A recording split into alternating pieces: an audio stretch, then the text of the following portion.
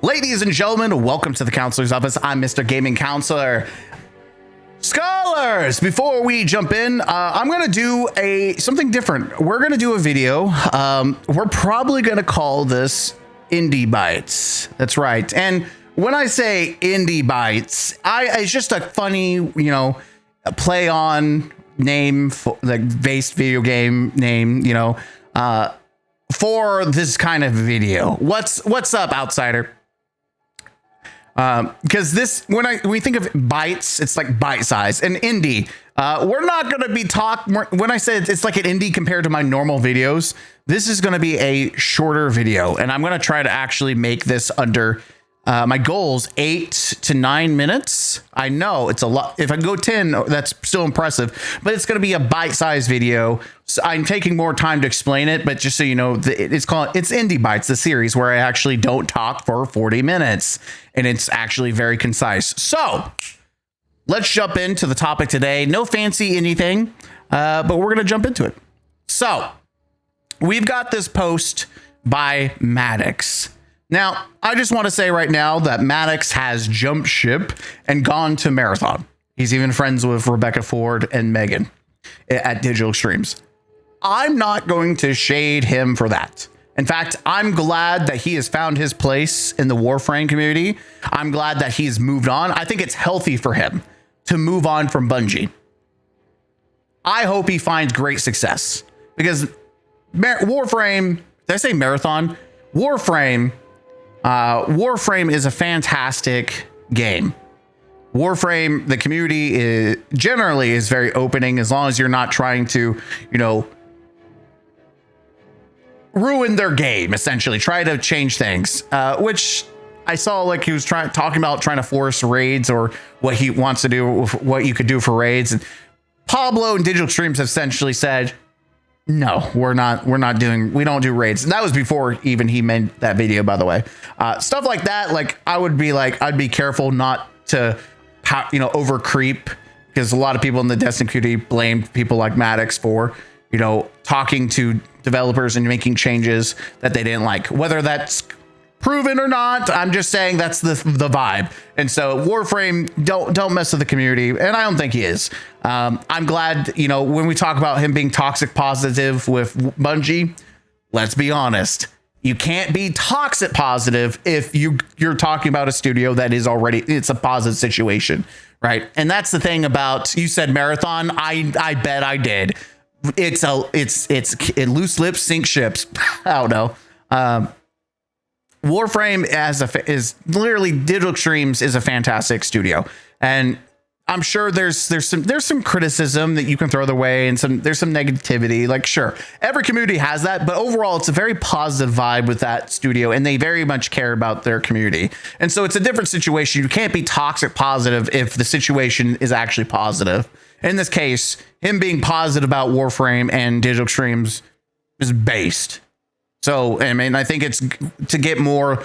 I think more people should love this game, and they've earned it after 13 years of continuing to grow and even learning from their own mistakes and being transparent. Like everything that people wanted from Bungie, Digital Extremes already has done it and continues to do it.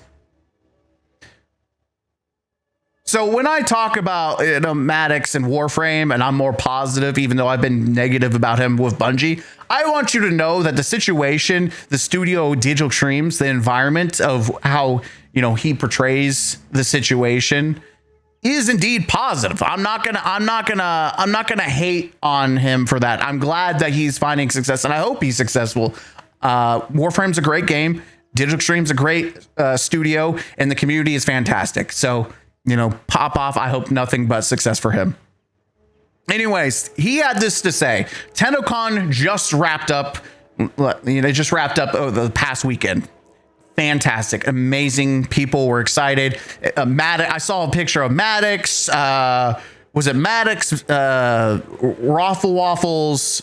I Frostbolt, which really threw me off. I didn't realize the PvP main was going to play a PvE only. And Zavaler. I don't really know too much about her, but they're the Destiny, Bungie group, right? They went to Tennocon. They have all kind of jumped shipped and have moved to Warframe, which again, welcome. Just please don't try to change things to your own fancy. Keep this. People want you to keep the status quo. The status quo doesn't necessarily need to change at this moment. And Digital Extremes is already making small changes as they go to improve for the community. But we don't need to be like, we don't need to go off in some random direction, was what I'm saying. But they were at Tennocon, and this is what he had to say. One thing that has me scratching my head, walking away from Tennocon, is why the hell did Bungie never do anything like this? Can you imagine a stadium arena filled with Destiny fans roaring and cheering at the annual expansion reveal? Would have been absolutely unreal. And every time I've been to Tennocon or seen a dev reveal, I've always pointed out, why did Bungie never do this? Why they talk about Bungie has spent years talking about, we need to build trust. We need to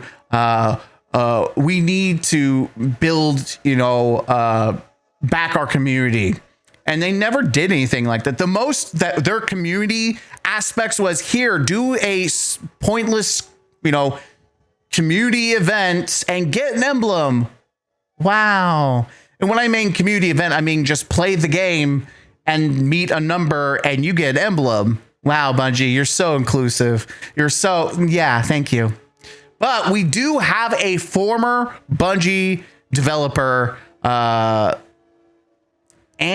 Lunique, had this to say. TDLR, we believe other factors have higher priorities and we should focus elsewhere, was a non-stop sentence. Even a reasonable amount of support for GCX event was a fight uphill. Fucking embarrassing. And then Maddox says, wow, that's something. Continuing on, if I had a top 5, what the actual F are you thinking? What would be that would be one of them. The 2 of them, I legit can't even talk about due to NDA. Damn, I'm curious. Imagine doing Revive Marathon less than a year. Okay, yeah, we can talk about that a little bit later, Frog. But yeah, specifically, it's crazy that Bungie would say one thing and then leaders would be like, no, and it goes to show the difference between Digital Extremes and Bungie. One was in the business of making money. One was in the business of making money, but also building a community that continued to support it. The leaders of Bungie did not, based on this, and continue from what they've said, and other developers have said and come out and said, leadership did not care about the community. They didn't care about the consumers. They didn't even care about their employees. And I think Bungie is going to go down in history as a perfect example of what happens when you disrespect your consumers and when you start with a community. Remember, I believe wholeheartedly that at the start of Destiny 2, there was the desire, or Destiny 1, should I say, there was a desire from Bungie to foster a community. And when they did have a community, they used to interact. They used to have more dev streams. They used to do raid alongs. They used to do so much that was invested in the community. And somewhere down the line, when they became more corporate, that part of Bungie died. Anyways, that's it for the video. I just want to kind of cover this topic, have a little bit of a, chirp on it. Let me know what you think. And let me know what you think about Indie Bytes. Just short little video. I think I met 8 minutes, 9 minutes. So let me know what you think. As always, I'll see you guys in the next video. Huzzah!